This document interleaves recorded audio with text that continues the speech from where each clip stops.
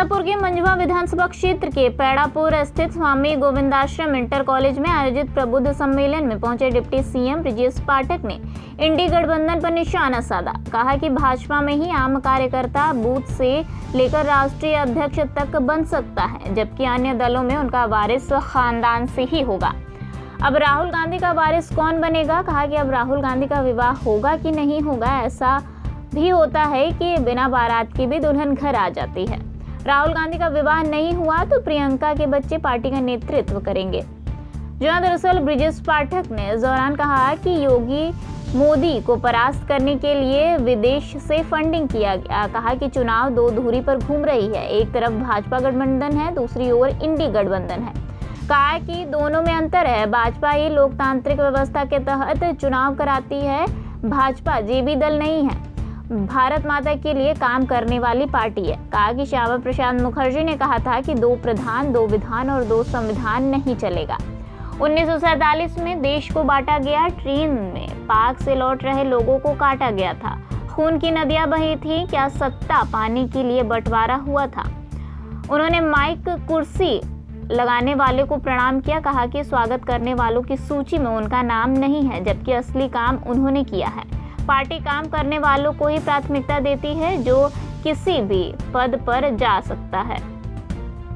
जनता से पूछा कि क्या कांग्रेस में यह संभव है? कहा कि कांग्रेस का खेमनहार कौन होगा? कहा कि अब तो राहुल विवाह न हुई, बिना बारात के भी विवाह होता है। कांग्रेस पार्टी का नेतृत्व प्रियंका के बच्चे करेंगे। कहा कि कांग्रेस ने इमरजेंसी लगाई थी, उस दौरान संविधान खत्म हो गया था। बंदूक के लाइसेंस का नवीनीकरण और खतौनी मांगने पर कहा जाता था कि पहले नसबंदी कराइए।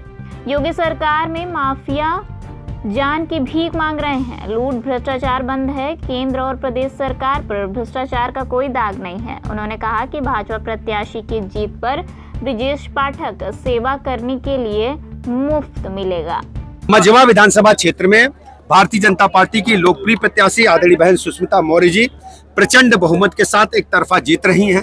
यहाँ आम जनमानस से जाति धर्म संप्रदाय से ऊपर उठ करके जिस ढंग से यहाँ पर एकत्रीकरण किया है, हम कह सकते हैं मां विंध्यवासिनी की कृपा से प्रचंड बहुमत के साथ एक तरफा जीतेंगी।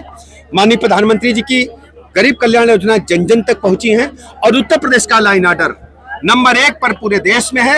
लोगों का मानना कि भारतीय जनता पार्टी बेहतर ढंग से शासन प्रशासन दे सकती है।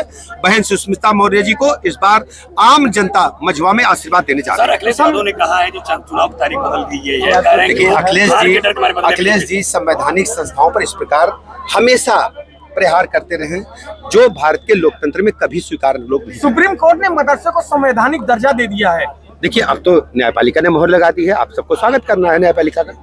संजय निषाद जी ने कहा है कि जो संत कह रहे हैं वो गलत कह रहे हैं। देखिए संजय निषाद जी हमारे गठबंधन के सदस्य हैं, हम उनसे पूछेंगे और किस परिस्थिति में क्या कहा है। और संत महात्मा सब हमारे परिवार के हैं और उनका हम सब सम्मान करते हैं। मंझवा में तो दिख नहीं रहा संजय निषाद के कोई कार्यकर्ता यहाँ पे लगे हैं सब लोग हमारे साथ मंच पे जिलाध्यक्ष है उनके।